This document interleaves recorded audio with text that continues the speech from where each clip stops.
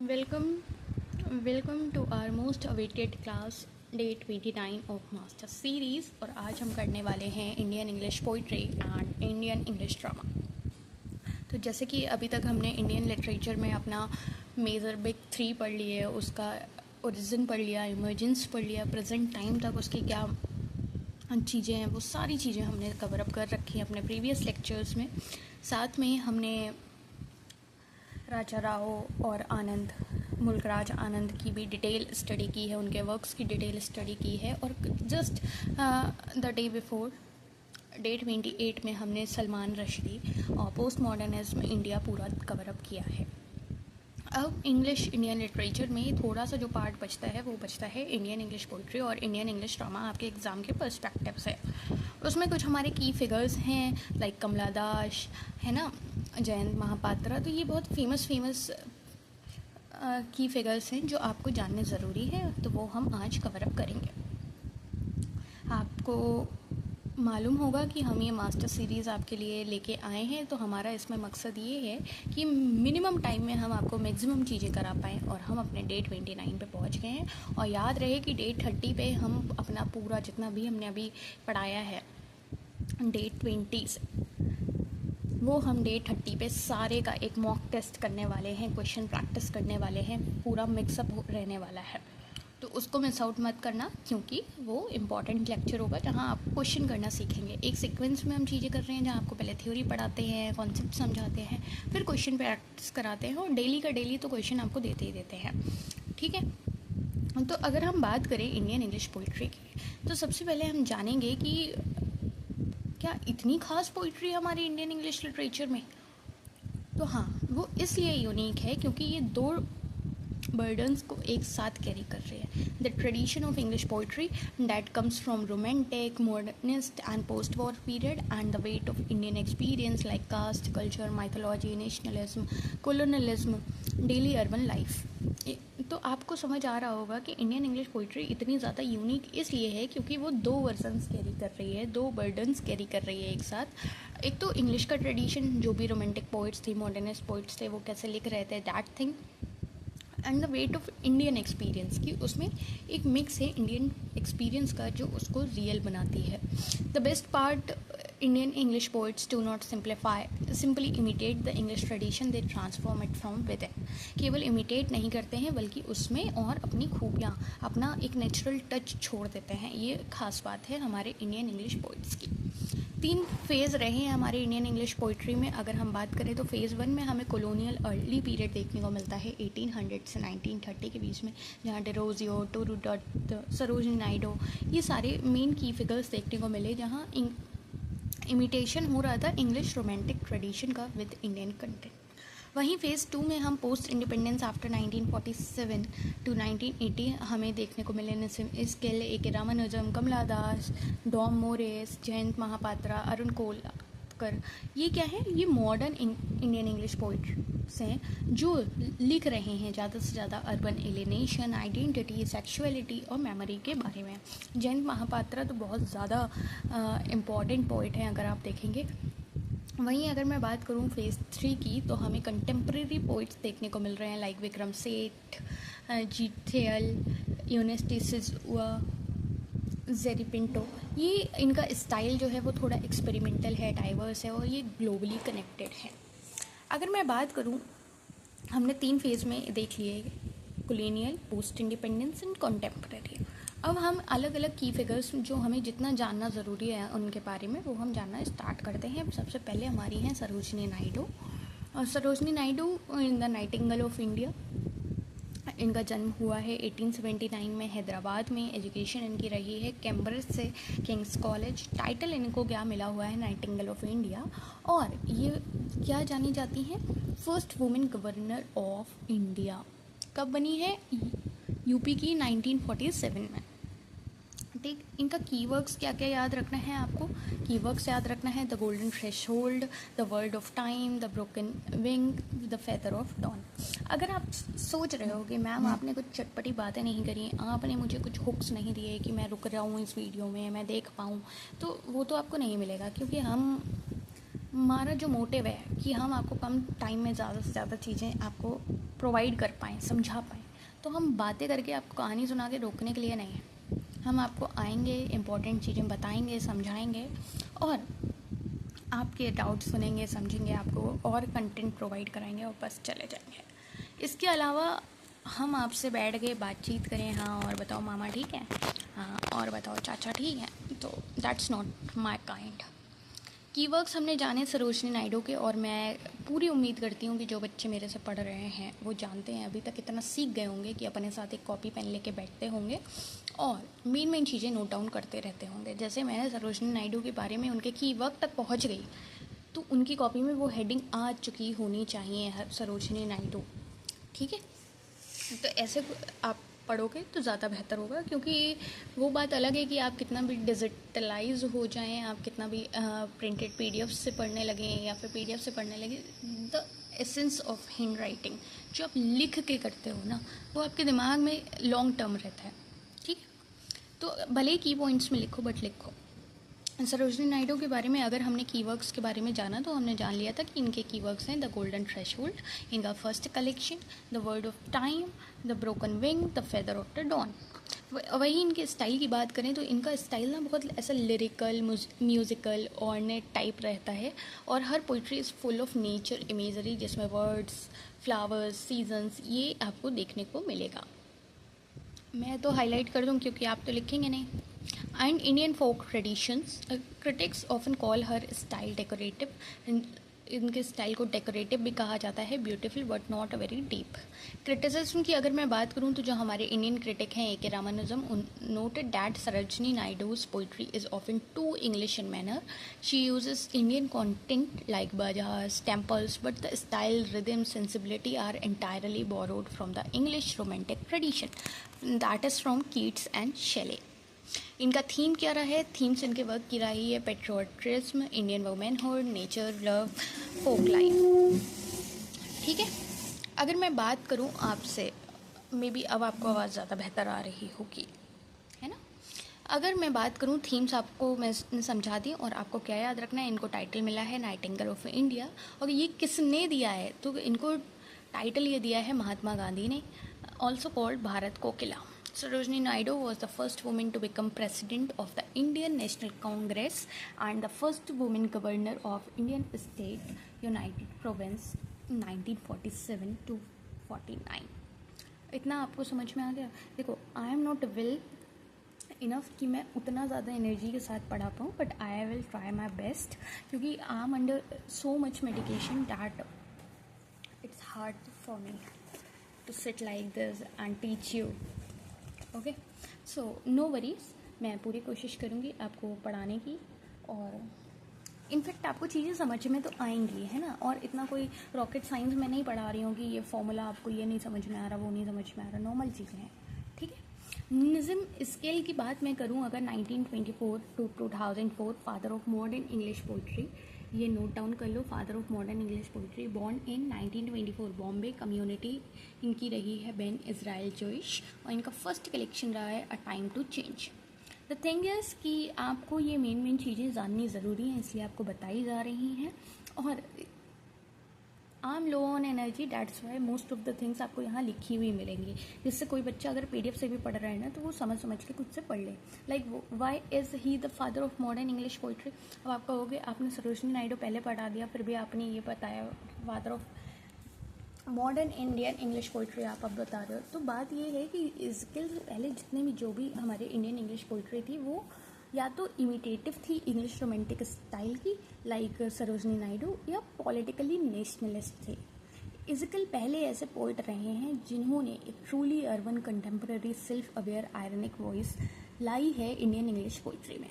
He wrote about Bombay, its street, its mixed communities, its loneliness, the way no Indian poet had before. इसीलिए इनको कह दिया गया father of modern Indian English poetry. Modern word याद रखना है ना, फिर आप कुछ और ही कर दो।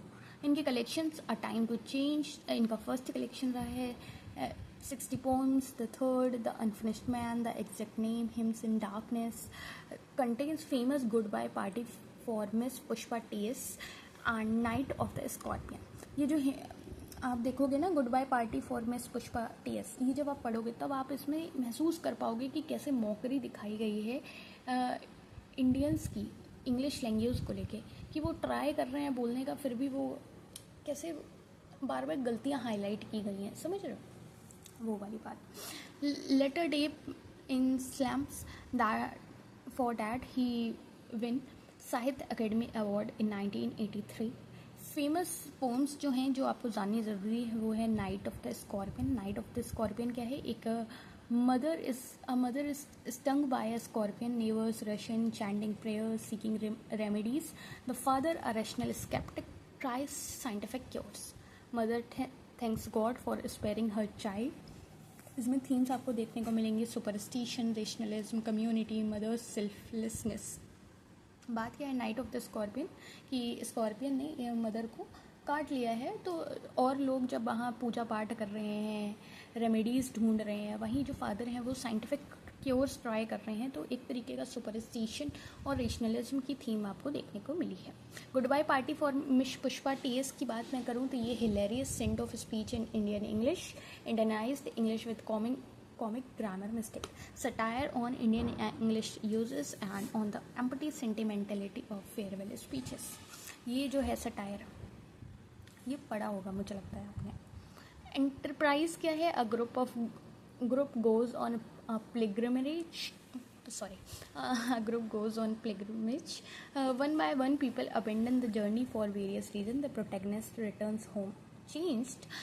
थीम इसमें क्या है कि इंडिविजुअल जर्नी और कलेक्टिव एक्सपेक्टेशंस यहाँ पे आपको देखने को मिली है। वहीं अगर मैं बात करूँ the patriot is a comic monologue in Indian English, a man explaining his love for India while making classic Indian English grammatical errors. यहाँ पे बहुत एक जेंटल सटायर देखने को मिला है आपको, बेसिकली इंग्लिश लैंग्वेज को लेके आपको सटायर देखने को मिला है। Background casually an autobiographical poem about being a Jew in India belonging nowhere fully. Style इनका रहा है ironic, understated, conversational, influenced by T.S. Eliot and W.H. Auden, anti-romantic, refuses grandeur, celebrates the ordinary and the imperfect। अब इतने कौन बच्चे हैं जिन्हें romantic as उन्होंने अभी तक नहीं पढ़ी है, उनके T.S. Eliot के वर्ड्स नहीं पढ़े हैं, बताओ। ऐसे जो बच्चे हैं उन्हें मैं बता दूं कि अमाई मास्टर सीरीज़ में it's not a promotion. Firstly, I want to clear it. It's not a promotion. It's a thing. I want you to help out with the things you are not fixing the loopholes।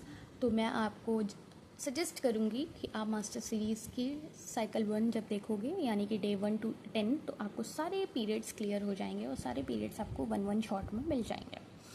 अगर मैं बात करूँ आपसे एक line, that is I am not afraid of death only of the way it will happen by Nissim Ezekiel, latter day psalms. तो ये आपको देखने को मिली है लाइन। ऐसे कभी कभी लाइन पूछ लेते हो, मैंने कहा भी था कि मैं एक लेक्चर दूंगी जहाँ पे सारे ऐसे इंपॉर्टेंट कोटेशंस कवर करूँगी, ठीक है। नाइट ऑफ द स्कॉर्पियन सबसे ज़्यादा पूछे जाने वाला है। आपको क्या जानना है, it is not about the scorpion as a symbol of evil, it is about a community response to crisis and the mother's love. The poem uses free verse, not a regular rhyme scheme. The contrast between peasant superstitions and father rationalism is central. तो night of the scorpion अगर नहीं पढ़ा है तो पढ़ लेना। अगर हम बात करें अगली अपनी की फिगर की, that is Kamala Das, 1934 to 2009, also known as Madhavi Kutty, Malayalam pen name है इनका कमला दास का। ये बॉर्न हुई हैं 1934 में कुलम, केरल में। पेन नेम इनका है Madhavi Kutty, in Malayalam, converted to Islam as Kamala Suraiya in 1999। Genre इनका रहा है कन्वेंशनल पोइट्री और ऑटोबायोग्राफी। इनके वर्क भी इम्पॉर्टेंट हैं, लाइक ये इसलिए इम्पॉर्टेंट हैं क्योंकि ये पहली मेजर इंडियन वुमेन पोइट रही हैं to write openly and confessionally about female desire, sexuality, love and the operation of women in marriage and society। इनसे पहले तक जितने भी इंडियन वुमेन पोइट्स थी वो नेचर, पेट्रियोटिज्म को लिख रही थी, वहीं कमला दास लिख रही थी अपनी खुद की बॉडी, खुद की लॉन्गिंग और खुद के रेज के बारे में। Desire, sexuality, love, operation of women in marriage, ये सारे ऐसे थीम्स हैं जिनके बारे में लोग बात करना नहीं चाह रहे थे, तब ये ओपनली लिख रही थी, इसलिए शी इज़ इम्पॉर्टेंट। इनका की पोइट्री कलेक्शंस की बात करूँ, समर इन कैलकटा जो इनका पहला मेजर कलेक्शन है रहा है, जिस चीज़ ने इस्टेब्लिश किया है इनको as a confessional poet.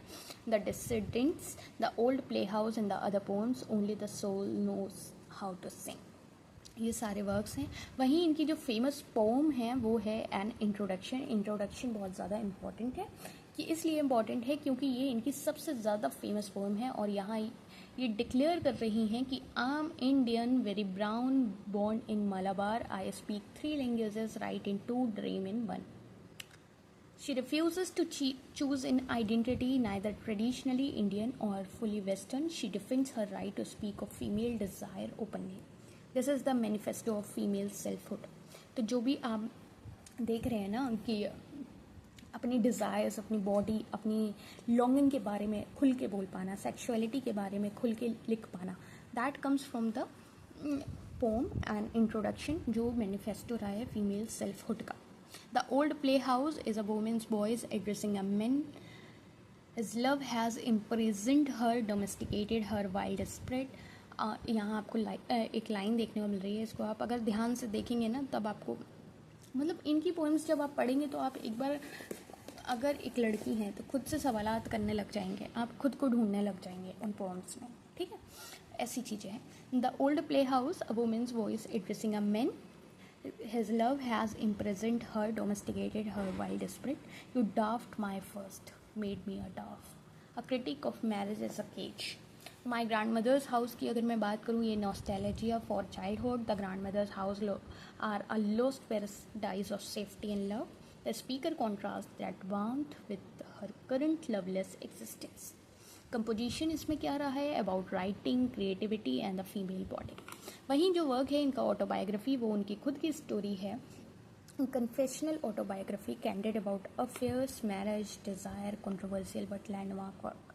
Style इनका क्या रहा है, अभी तक आपको जो देखने को मिला, confessional, direct, intense, sensuous, associated with Sylvia Plath and Anne Sexton, that is American confessional poets but deeply Indian in context. अगर मैं बात करूँ सिल्विया प्लेथ, अगर आपने अभी तक इनके बारे में नहीं पढ़ा या आप इनके बारे में नहीं जानते हैं तो आई मस्ट से कि आपको इनके बारे में जानना चाहिए. ठीक है, और मतलब इनके वर्क्स, इनकी चीज़ें, इनकी कहानी इज़ लाइक कि इंसान खो जाए, है ना. If you want to know more about her, I will link on the I button, you can check it from there. Okay, ये देखो, ये वाली जो लाइन है ना इंट्रोडक्शन में, मतलब इंट्रोडक्शन तो अभी तक अगर नहीं पढ़ा है ना तो पढ़ लेना, इंतज़ार में मत बैठना किसी के भी, और इंतज़ार में बैठना भी नहीं चाहिए. I am the sinner, I am the saint, I am the beloved and the betrayed. तो ये जो आप एंटीथीसिस देख रहे हो ना, ये जो आप देख रहे हो कि I am the sinner, I am the saint, I am the beloved, the betrayed, तो ये कमला दास की ये जो इंट्रोडक्शन है ये सबसे ज़्यादा पूछी जाने वाली पोम है, क्योंकि ये बहुत इंपॉर्टेंट है. इसमें चाहे जो भी लाइन्स है, I am Indian, very brown, asserts Indian identity, I took to living in images, एक लाइन आती है इसमें जिसमें पोइट्री एज अ सर्वाइवल दिखाया गया है. The poem is simultaneously a feminist manifesto, an identity statement and a defense of conventional writing. ये देखो, मेरा दिल नहीं माना क्योंकि ये इतनी इम्पोर्टेंट पोएम है ना, तो मैंने सोचा आपको दिखाई दूँ कमला दास की. I don't know politics but I know the names of those in power and can repeat them like days of week or names of month beginning with Nehru. I'm Indian, very brown, born in Malabar. I speak 3 languages, write in 2 and dream in 1. Don't write in English, this said. English is not your mother tongue. Why not leave me alone, critics, friends, visiting cousins, every one of you? Why not let me speak in any language I like? The language I speak becomes mine. Its distortions, its queerness, all mine along. देख रहे हो, मतलब lines देखो आप, अगर मैं पूरी की बात करूँ, आप एक बार पूरा देखो, जस्ट थिंग, रुको मैं आपको एक प्रॉपर वेबसाइट से दिखा देती हूँ।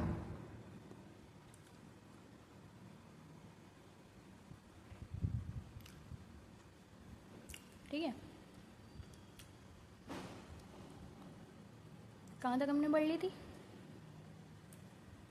है तो देखो बहुत लंबी, तो मैं अभी पढ़ाऊँगी तो नहीं, बट हाँ चलो, मतलब रुको, बिकॉज इट इज़ इम्पॉर्टेंट, आप इस बात को समझिए।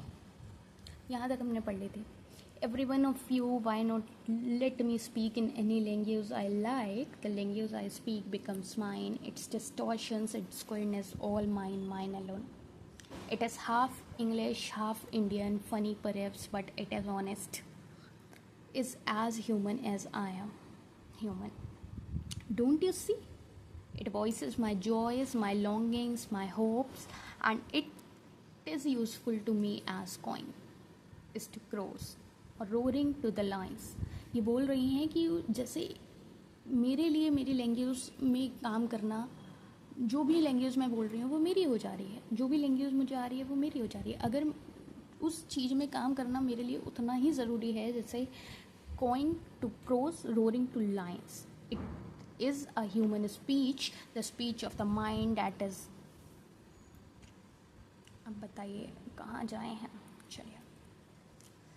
It is the speech of the mind that is here and not there, a mind that sees and hears and is aware. Not the deaf, blind speech of trees in storm, or of monsoon clouds, or of rain, or the incoherent mutterings of the blazing funeral pyre. I was child, and later they told me I grew, for I became tall, my limbs swelled, and one of two places sprouted here. When I asked for love, not knowing what else to ask, for he drew a youth of 16 into the bedroom and closed the door. He did not beat me, but my sad woman body felt so beaten, the weight of my breast and womb crushed me. I shrank pitifully. Then I wore a shirt, my brother's trousers, cut my hair short, and ignored my womanliness. Dress in sarees, be girl, be wife, they said. Be embroiderer, be cook, be a queller, be servants. Fit in. Oh, belong. Cried the categories, don't sit on the walls or peep in through our lace-draped windows. Be Amy, or be Kamla. Or better still, be Madhvi Koti. It is time to choose a name, a role. Don't play pretending games. Don't play at schizophrenia or be nympho. Don't cry embarrassingly loud when jilted in love. I met a man, loved him. Call him not by any name, he is every man who wants a woman, just as I am every woman who seeks love. In him, the hungriest of rivers in me, the ocean's tireless waiting. Who are you? I ask each and everyone. The answer is it is I.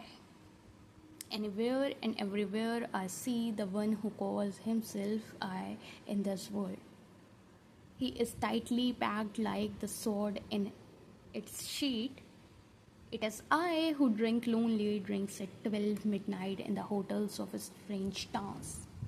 It is I who laugh, it is I who make love and then feel shame. It is I who lie dying with a rattle in my throat. I am sinner, I am saint, I am the beloved and the betrayed. I have no joys that are not yours, no ache which are not yours. I too can call myself I. समझ रहे, this is a poem that has emotion. मतलब जब आप इसकी थोड़े से analysis देखोगे, इसको थोड़ा सा और ध्यान से पढ़ोगे करोगे, you will feel every word, you will feel.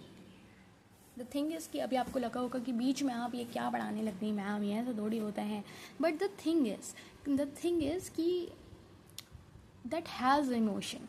आप उसको एक बार पढ़ो, तो आपका पढ़ने लिखने एग्ज़ाम क्लियर करने का मोटिव सिर्फ इतना नहीं होना चाहिए, कि आपने रटा रटाया और दे आए एग्ज़ाम। आपका मोटिव ये होना चाहिए कि जो आप चीज़ पढ़ रहे हो ना, उससे आप क्या सीख रहे हो, आपके अंदर वो इमोशंस जग रहे हैं या आप इमोशनलेस हो चुके हैं, समझ रहे हो, दैट काइंड ऑफ थिंग। तो हर एक वर्क को दिल लगा के पढ़ो अगर आप आगे उसी फील्ड में जाना चाहते हो, और अगर नहीं जाना चाहते हो, सिर्फ ऐसे डिग्री के पन्ने इकट्ठे कर रहे हो, तो कोई बात नहीं, आप समरी पढ़ो, आगे पढ़ो, है ना। I am very straightforward in this. A K. Ramanujan की बात अगर हम करें 1929 टू 1993, अब आपको लगेगा मैम आपने वो तो बस रीड करती समझा ही लें, तो अगर आप चाहते हो कि मैं उसको डिटेल में समझाऊँ, आपको पूरी एनालिसिस कराऊँ, तो आप कमेंट डाउन कर देना, मैं एक सेपरेट वीडियो ले आऊँगी, क्योंकि वो पढ़ने में ही आधे बच्चे स्किप मार गए होंगे आगे, है ना। और अगर मैं समझाने बैठ जाती तो फिर हो गया, आज का लेक्चर कहाँ जाता। तो इनका जन्म आपने देखा 1929 Mysore, died in 1993 Chicago. Other roles इनके as a translator, scholar of folklorist रहे हैं। लैंग्वेज इन्हें आती थी कन्नड़ा, तमिल एंड इंग्लिश। और ये स्पेशल इसलिए हैं क्योंकि Ramanujan was simultaneously a poet, a translator, a linguist, and a scholar of South Indian literature and folklore. He lived in U.S. University of Chicago for most of his adult life, making him an insider outside to India, which gives his poetry its particular tension. इनके की collections की अगर मैं बात करूँ तो the striders, इनका पहला कलेक्शन जो एलिगेंट है, controlled verse about family, South India and कलिंग्यूस, ये पढ़ लेना, ये इंपॉर्टेंट है। Relations, the second sight, the black hen। अब आपको मैं एक एक वर्क्स नहीं पढ़ा रही हूँ ऑब्वियसली। इनकी फेमस पोम की बात करूँ तो a river compares old Tamil classical poetry about the river by गई with what actually happens in flood. The classical poet sing of beautiful floods, they forget the cows, pregnant women and the bodies in the real flood. Critique of idealization in classical poetry versus reality. अगर मैं बात करूँ elements of composition की, तो about the poet's identity being made of multiple inheritances. इनके self portrait की अगर मैं बात करूँ तो he sees himself as a junction of his father, a mathematician, rationalist and a mother who is traditional and superstitious. Obituaries की बात करूँ तो death and how we defined by other memories, ये आपको देखने को मिलेगा। और ये वर्क्स जो देखने को मिल रहे हैं, इनकी एटलीस्ट समरी आपको पता होनी चाहिए। एज अ ट्रांसलेटर इनका बात करें तो his translations of classical Tamil Sangam poetry and Kannada vachana poetry, and that is speaking of Shiva are landmark works. He translated the epics for Penguin too. Style इनका रहा है प्रिसाइज, इकोनॉमिकल, इंटेलेक्चुअली रिच और एंटी ऑर्नामेंटल। ऑर्नामेंटल स्टाइल अभी आपने किसका देखा था, याद करो, भूल गए। He strips language to its essentials. और आ रिवर बहुत ज़्यादा पूछा जाता है, इसलिए इसको डिटेल में पढ़ लेना, जहाँ पे क्लासिकल तमिल पोइट्स रोमेंटिसाइज कर रहे हैं फ्लड को और अनदेखा कर रहे हैं reality of death and destruction by the flood. ठीक। Jayanta Mahapatra, the most important one, 1928 to 2023, voice of Odisha, India's first Sahitya Academy poet in English, born in 1928, Cuttack, Odisha. साहित्य अकेडमी पुरस्कार इन्हें मिला है 1981 फॉर रिलेशनशिप। बैकग्राउंड इनका रहा है फिजिक्स टीचर टर्न पोएट, और सिग्निफिकेंस रहा है first Indian poet to win Sahitya Akademi. की कलेक्शंस देखने को मिलेंगे, the close the sky, 10 by 10, Swayamvara and other poems, a father hours, relationship जिसके लिए साहित्य अकेडमी अवार्ड मिला, life science, burden of waves in fruit. Themes रही है Orissa landscape, history of colonial violence brought in poverty in Odisha, guilt and memory, the body, hunger, mortality. Hunger की बात करें तो इनकी जो पोम है हंगर, वो ऐसी पोम है जैसे इंट्रोडक्शन है ना, वैसे ही हंगर पोम जब आप पढ़ेंगे तो आपके दिल रूह छू जाएगी, आपको लगेगा कि वाह, मतलब ये मतलब दर्द भी है, दुख भी है, समझ रहे हैं। मोस्ट फेमस पोएम है hunger, a deeply uncomfortable poem about a man who offers his daughter's body to narrator a stranger in exchange for money during the time of extreme poverty. The poet feels complicit in exploitation. Themes इसकी है hunger, sexual violence, poverty, male age and guilt. इनमें बताया है कि भूख केवल एक ही प्रकार की नहीं होती है कि आपको खाने की भूख लगी है, शरीर की भी भूख होती है, जिसके बदले में इंसान को पैसे मिल रहे हैं खाने की भूख मिटाने के लिए। मतलब आप समझ सकते हैं कितनी डीपली अनकम्फर्टेबल पोएम है। You should read this pome. Style है dark, slow, meditative. His poems feel like walking through a landscape of memory and regret. He does not rush to conclusions. पहले इंडियन हैं जो साहित्य Akademi award मिला है for relationship, और इनको mix मत करना क्योंकि निज़म स्किल को साहित्य अकेडमी मिला है, बट 1983 में मिला है, इन्हें 1981 में मिला है, ठीक है। अदर पोइट्स की अगर मैं बात करूँ तो एक बार कोई रेफरेंस ले लेते हैं, डॉम मोरिस, जिनका आपको वर्क देखने को मिलेगा अ बिगनिंग, ठीक है। ये first Indian to win Hawthornden prize in UK, Goa born है, हेवली वेस्टर्न इन्फ्लुएंस है और एक्सपेट्रिएट पोइट है। अरुण कोलट्रल का जेजुरी जो है वो इम्पॉर्टेंट है क्योंकि ये सीक्वेंस ऑफ पोएम्स है to visit Jejuri temple in Maharashtra, ठीक। यूनिस डी सुजुआ अगर मैं बात करूं तो ये fix women in Dutch painting, west of belonging, इनके कीवर्ड्स हैं जो देखने को मिले हैं। देखो इनके बारे में जितनी इंपॉर्टेंट चीज़ें हैं वो इस टेबल में हैं, इसके बाहर नहीं है, ठीक। दिलीप चित्रे अगर मैं करूँ ट्रैवलिंग इन अ केज आपको पढ़ लेनी है क्योंकि ये बायलिंगुअल है, मराठी और इंग्लिश दोनों, translated Tukaram's Marathi poetry into English.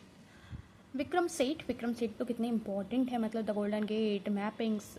Vikram Seth का अगर आपको मैं बताऊँ एक वर्क है, अभी बताऊँगी, द गोल्डन गेट, मतलब विक्रम सेठ का एक लेन टू हेवन करके वर्क है, वो आपको देखना है, ठीक है। हाँ, लेन टू हेवन करके है। The golden gate a novel in verse set in San Francisco, Booker short listed रहे हैं, calls himself amphibious, lives between east and west. Sujata Bhatt born 1956, Brunizem, monkey and shadows देखने को मिलेगा, गुजराती इंग्लिश बायलिंगुअल पोएम्स। वहीं मैं बात करूं अगर इंडियन इंग्लिश पोइट्री के डेवलपमेंट फ्लो की, तो आपको मैंने पहले ही लेक्चर में रोजी और तोरू दत्त इन सब के बारे में पढ़ाते हुए मैं सरोजनी नायडू पे लाई हूँ, श्री अरबिंदो के बारे में, निज़म स्किल, डो मोरेज, इकरामानुजम, कमलादास, महापात्रा, कोलातर, इन सब के बारे में आप जान चुके हैं। विक्रम सेठ के बारे में आप जान चुके हैं। विक्रम सेठ से आप देखेंगे कि नॉवल इन वर्स से कैसे फेमिनिस्ट सटायर गया है और वहाँ से बायलिंगुअलिज्म से हमें कंटेम्प्रेरी इंग्लिश इंडियन पोइट्री देखने को मिली है। अब हम बात कर रहे हैं इंग्लिश इंडियन ड्रामा की। तो जितना इम्पॉर्टेंट पोइट्री है उतना ही इम्पॉर्टेंट ड्रामा भी है क्योंकि ड्रामा की एक कॉम्प्लिकेटेड हिस्ट्री रही है और जितने भी मेजर इंडियन प्ले राइट्स रहे हैं like Girish Karnad, Vijay Tendulkar, Badal Shekhar wrote primarily in regional languages, Kannada, Marathi, Bengali and were translated into English. Mahesh Dattani सबसे ज़्यादा इंपॉर्टेंट हैं जो पूछे जाते हैं और इनको आपको समझना है, अभी हम डिटेल में पढ़ेंगे। अब बात क्या है कि ओरिजिनली इन रीजनल लैंग्वेज ट्रांसलेटेड क्या हुए हैं वो हम पढ़ेंगे। अगर हम बात करें कि कौन से ओरिजिनली इन रीजनल लैंग्वेज हैं जिन्हें ट्रांसलेट कर दिया गया है, वो मोस्टली हैं गिरीश कर्नाड, विजय तेंदुलकर, मतलब सबकी अपनी अपनी बात है। मोहन राकेश की हिंदी, इनको इंग्लिश में किया गया है, ठीक। But originally written in English जो हैं वो है महेश दत्तानी, आसिफ कुरिम्बोय, प्रताप शर्मा, गीव पटेल। महेश दत्तानी सबसे ज़्यादा मेजर इंडियन प्ले राइट हैं और ये primarily and originally in English में लिख रहे हैं और इनको साहित्य अकेडमी अवार्ड भी मिला है 1998 में for final solutions and the other play, ये आपको याद रखना है। गिरीश कार्नेट की अगर मैं बात करूँ तो master of myth and history, born in 1938 Matheran Maharashtra, died in 2019 Bangalore. Language इनकी रही है कन्नड़ा और एजुकेशन इनकी रही है ऑक्सफोर्ड से। ये यूनिक इसलिए हैं क्योंकि he takes myths from Mahabharata, Puranas और an Indian folk tradition and historical figure from medieval Indian history and uses them to explore contemporary psychological and political questions. His theatre is simultaneously mythological and modern, that's why he is unique in his nature. Tughlaq की बात मैं करूँ, कार्नेट्स का जो masterpiece है वो historical basis पे है जो मोहम्मद बिन तुगलक की लाइफ को भी दिखा रहा है। Delhi sultan famous for his brilliant but disastrously failed experiment moving the capital from Delhi to Daulatabad, issuing token currency, ये उस टाइम की बात इसमें जिक्र है। प्रोटैगनिस्ट यहाँ हैं सुल्तान मोहम्मद बिन Tughlaq, a man of exceptional intellect who is simultaneously idealistic, paranoid, cruel and visionary. He cannot translate his grand ideas into workable realities. Central theme आपकी रही है gap between idealism and practical governance. Tughlaq starts as a reformer but ends as a tyrant when his ideals are frustrated. Post independence allegory भी यहाँ देखने को मिली है, तो ये इनके वर्क हैं। स्ट्रक्चर रहा है 13 सीन है स्पैनिंग 14 साल और Tughlaq rain epic in scope, तो ये सबसे ज़्यादा इंपॉर्टेंट वर्क है कार्नेट का।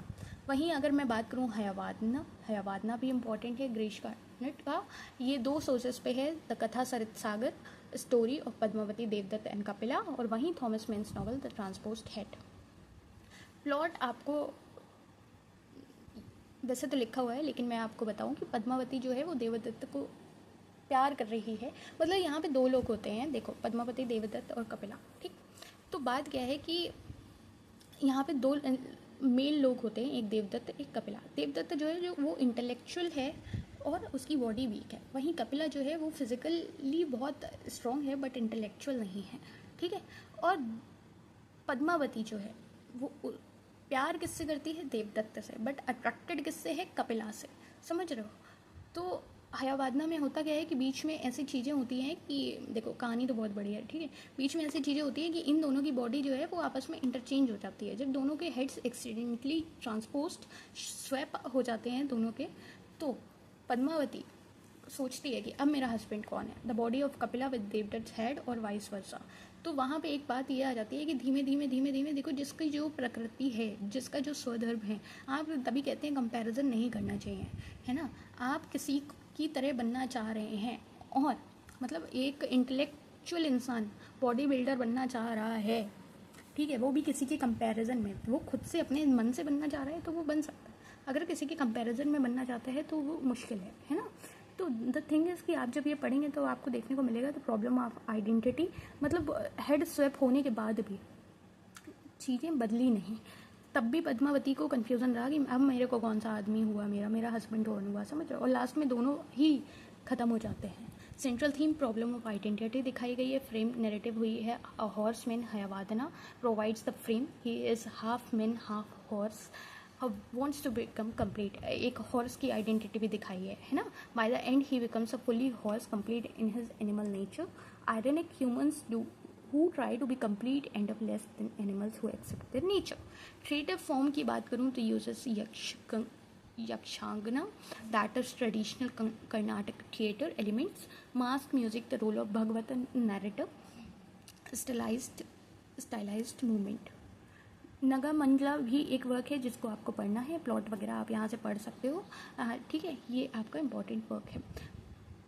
अगर मैं बात करूँ Vijay Tendulkar, the angry Marathi voice, तो ये इनका जन्म हुआ है कोल्हापुर में, महाराष्ट्र में, और लैंग्वेज इनकी मोस्टली रही है Marathi. Style social realism, sexual violence, political satire देखने को मिलेगा। साइलेंस इनका मेन वर्क जो आप देखोगे यहाँ पे। देखो, ये कुछ ऐसे वर्क्स हैं ना जो आपको खुद से पढ़ोगे तो आपको ज़्यादा अच्छे से समझ में आएगा, है ना। अब मैंने हयावादना के जितना भी बताया, ठीक, उससे आपका क्या हुआ कि स्पॉइलर मिल गया आपको। अब वो कहानी आप खुद पढ़ रहे हो, फिर उसमें निकाल रहे हो। अभी टाइम है, इतना टाइम है कि आपको जो जो होमवर्क दिया जाए आप पढ़ सकते हो। और जैसे ये साइलेंस है, the court in this session, तो आई वांट कि ये तुम लोग पढ़ो खुद से। तुमको रिवाइज करना है, तुम यहाँ शॉर्ट में यहाँ से रिवाइज कर लो, ठीक है, क्योंकि दीज आर ड्रामा। तो ये ड्रामा तुमको जब खुद पढ़ोगे ना तब तुमको अच्छा लगेगा। आई एम नॉट सेइंग कि पूरा पूरा किताब उठा लो, टेक्स्ट उठा लो, फिर एक एक लाइन पढ़ो। आई एम जस्ट सेइंग कि खुद रिसर्च करके थोड़ा सा समरी से थोड़ा सा डेप्थ लेवल पे जाके देखोगे तो चीज़ें तुम्हें ज़्यादा अच्छी समझ में आएंगी, ठीक है। घाशीराम कोतवाल, ये देखो, सकाराम बिंद, क्योंकि मैं ऐसे छोटा छोटा प्लॉट बता दूंगी, तुम लोगों को स्पॉइलर मिल जाएगा और मज़ा आएगा नहीं, पढ़ोगे हो नहीं। तो that's why I am saying कि इसको पढ़ना। और ये बहुत ज़्यादा कंट्रोवर्शियल है, इसको महाराष्ट्र में बैन तक कर दिया गया था, समझ रहे हो। तो इसलिए आपको पढ़ना है। जैसे सलमान रशीदी के बारे में मैंने आपको कल पढ़ाया, मिडनाइट चिल्ड्रन पढ़ाया, उनके कितने कंट्रोवर्शियल वर्ड्स पढ़ाए मैंने, है ना। अब वो आपने अगर नहीं देखा है तो देख लेना, क्योंकि सलमान रशीदी वाला वो कल वाला वीडियो बहुत इंपॉर्टेंट है, उसको एक बार देखना, है ना। उसमें मिडनाइट चिल्ड्रन तो मैंने कितना ज़्यादा डिटेल में पढ़ाया है आपको। उसके साथ में और जितने उनके वर्क हैं, फतवा, है ना, और भी वर्क्स जिनकी वजह से उनको आप समझ सकते हैं कितनी चीज़ें झेलनी पड़ी हैं, वो बैन तक कर दिए गए, है ना, लोग रिवॉल्ट कर रहे हैं, kind of thing. Mahesh Dattani की अगर मैं बात करूँ, ये इंडिया के सबसे इम्पॉर्टेंट इंग्लिश प्ले राइट रहे हैं। इनके बारे में आप जानेंगे, इन्हें भी साहित्य अकेडमी पुरस्कार मिला है 1998 में। लैंग्वेज इनकी इंग्लिश रही है ओरिजिनल, और थीम्स इनकी रही हैं जेंडर, सेक्सुअलिटी, फैमिली, कम्युनलिज्म। और ये इम्पॉर्टेंट इसलिए हैं क्योंकि ये ऐसे केवल इकलौते मेजर इंडियन प्ले राइट हैं to write originally in English and win the Sahitya Akademi award 1998 for the final solutions and the other plays. His plays addresses subjects that Indian theatre had long avoided, like homosexuality, gender ambiguity, communal violence, and the middle class तरह से। तो इनकी जो ऐसी themes रही हैं ना जिनको लोग इग्नोर कर रहे थे, वो इन्होंने उठाए हैं। अब जब वो उठाए हैं, समझ रहे हो, इसलिए इंपॉर्टेंट है। Final solutions again the important one, इसके लिए साहित्य अकेडमी मिला हुआ है, तो आपको पढ़ना ही है ना। प्लॉट इसका फिर भी आप थोड़ा सा जानो तो ये है कि एक हिंदू फैमिली अपने कम्युनल राइट्स के दौरान छुपा लेती है 2 मुस्लिम लोगों को who are fleeing a mob. The play simultaneously shows the present and the past grandmother's memory of partition era communal violence. The family's private prejudice and their public claims of tolerance are exposed. Themes Hindu Muslim communal violence, ये सारी चीज़ें देखने को मिली हैं। Staging, Dattani uses a split stage technique. Present और past दोनों चीज़ें stage पे साइमल्टेनियसली दिखाई हैं, इसलिए ये और ज़्यादा इंपॉर्टेंट हो जाता है।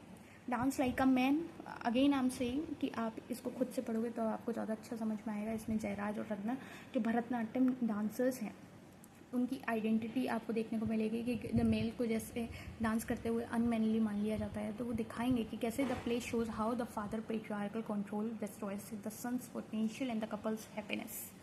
थीम्स, फेमस किस लिए है? फेमस इसलिए है one of the famous Indian play to question the masculinity of male classical dance. Also important is a critique of how families suppress artistic ambition. तारा तो भाई ये तो डिसेबिलिटी स्टडीज़ में भी आप लोगों ने पढ़ा होगा, है ना। अगर नहीं पढ़ा है तब पढ़ लेना भाई। ये देखो, तारा आप फेमिनिस्ट व्यू से भी देख सकते हो, डिसेबिलिटी व्यू से भी देख सकते हो, और वैसे इंडियन इंग्लिश लिटरेचर का इंपॉर्टेंट वर्क है जहाँ आपको एक कॉन्जॉइंट ट्विंस देखने को मिलेंगे, चंद्र एंड तारा, जो सर्जरी करके उनको अलग करना था और तारा के जीने के चांसेस ज़्यादा थे। फिर भी चंद्र को फैमिली ने डिसाइड किया कि भाई हमें तो लड़का ही चाहिए, ठीक है। तो काइंड ऑफ थिंग कि जब सर्जरी कर रहे थे तो किसी एक का लेग हट जाना था, मतलब एक डिसेबल हो जाना था। तो फैमिली को पता था कि तारा के जीने के चांसेस ज़्यादा हैं, फिर भी उन्होंने क्या किया कि बोला चंद्र चाहिए, सर्जरी कर दो, हमें चंद्र पूरा ठीक ठाक चाहिए, लड़का पूरा ठीक ठाक चाहिए। तो जब लड़का पूरा ठीक ठाक चाहिए तो अब देखो थोड़ा स्पीड अप करेंगे, है ना, कोई फ़ायदा नहीं है इतना लंबा क्लास लेके बंद हो जाए, है ना। तो तारा चाहिए को उन्होंने डिसेबल मान लिया और लड़का पूरा हो गया। लड़के को हमेशा गिल्ट रहा, लड़की जो है तारा वो आखिर में मर ही गई। तो ये आप थोड़ा पढ़ोगे क्योंकि ये इंपॉर्टेंट है। दत्तानी के और other play on a muggy night in Mumbai भी इंपॉर्टेंट है। ब्रेवली फॉर द क्वीन, ये देखने को मिलेगा आपको। ब्रेवली फॉर द क्वीन पढ़ लेना अगर नहीं पढ़ा हो अभी तक। तो ये कंप्लीट आपके पास एक स्मार्ट टेबल है जिससे आप सारी चीज़ें रिवाइज कर सकते हो। ये आपको टेलीग्राम ग्रुप पे भी मिल जाएगी, आप ज्वाइन कर लेना। और अगर ना मिले, मतलब मिल ही जाएगी, आपको ज्वाइन तो करना पड़ेगा ना, ऐसे तो नहीं मिल पाएगी। गिरीश कर्नाड, विजय तेंदुलकर, जितने भी सारे मैंने पढ़ाए हैं वो सारे ये हैं, आपको देखने को मिलेंगे। और ये कुछ पीवाई के क्वेश्चन है, हमेशा की तरह आपको कमेंट डाउन करने हैं आंसर, क्योंकि मैंने आपको पढ़ा दिया है ये सारा। आया समझ में? अब मेरे को बताओ इनको साहित्य अकेडमी किसके लिए मिला है? महेश दत्तानी बताओ किस वर्क के लिए मिला है? तुगलक, जल्दी। इन सब के इंट्रोडक्शन देखो, इन सब की आंसर आपको कमेंट डाउन करने हैं। ये PYQs आए हुए हैं तो इससे आपको एक आइडिया लगेगा। और चिंता मत करिए, हम आपको लेटेस्ट PYQs भी बहुत जल्द कराने वाले हैं। उसकी एक अलग कंपाइलेशन चल रहा है, बस वो आपको कराएंगे, ठीक है। ये देखो question, Jayanta Mahapatra was the first in, शायद कौन से लिए मिला है बताओ? 7th, 8th, 9th, 10th। तो वीडियो पॉज करके कर लेना और इसके आंसर्स भी आपको कमेंट डाउन करने हैं। जो भी चीज़ें अभी तक नहीं समझ में आई हो, जो भी जहाँ भी दिक्कत लग रही हो वो पूछ लेना, आई एम हेयर। और आपके पेपर में मान लीजिए कि मुश्किल से 1 महीना बचा है ना, तो उसको थोड़ा इज्जत से यूज़ कर लो। अभी हम 30 दिन कंप्लीट करने वाले हैं, 20 दिन हमारे जो वो हैं उसमें हम रिवीजन पे ही आ रहे हैं, ठीक है। हम रिवीजन पे बस आपका हाथ पकड़ने वाले हैं। पेपर 1 का तो रिवीजन भी स्टार्ट हो गया 25वें दिन से, है ना। तो पेपर 1 को अपनी सुपर पावर बनाओ, उसको ज्वाइन करो, प्लेलिस्ट देखो जाके, उसमें रिवीजन स्टार्ट हो चुका है। और रोज़ हम पता है क्या कर रहे हैं, थोड़े थोड़े टॉपिक हर यूनिट से ले रहे हैं इंपॉर्टेंट हाई ROI वाले, और उन पे हम PYQs वगैरह करते हैं। ऐसे करके हम सारा कवर अप कर रहे हैं, सारी यूनिट्स को मिक्सअप करके हम रिवाइज कर रहे हैं, जिससे आपको मोनोटोनस फील ना हो, ठीक है। और इसमें भी हमने अपना इंडियन इंग्लिश वाला पार्ट कंप्लीट कर लिया। इसका पूरा कंप्लीट आपको सारा जितना मैंने साइकिल 3 में कराया है, लाइक फ्रॉम डे 23 कह रही हूँ, डे 20 से डे 30 तक जितनी भी चीज़ें कराई हैं उस सबका एक आपका कंप्लीट टेस्ट होने वाला है। टेस्ट इज़ लाइक मतलब PYQ प्रैक्टिस होने वाली है डे 30 में। तो बी रेडी फॉर डैट। मिलते हैं आपसे नई क्लास में नए अंदाज के साथ, उस मेन PYQ क्लास के साथ। तो अभी अपना सारी चीज़ें रिवाइज़ करो, कंप्लीट करो और मिलते हैं उस क्लास में, ठीक है। तब तक के लिए पढ़ते रहो, समझते रहो, अपने डाउट पूछते रहो, और जहाँ भी जो भी दिक्कत आए बेफिक्र होकर पूछो, बेफिक्र होकर आंसर्स बताओ। और चैनल को सब्सक्राइब नहीं किया हो तो यार अब कर लो, ठीक है। चलो I am not that rude, but the thing is बस कभी कभी गुस्सा आ जाता है। चलो कोई बात नहीं, ठीक है। पढ़ो, समझो, जो ना आए वो पूछो। और तब तक के लिए इतना ही। मिलते हैं आपसे नई क्लास में।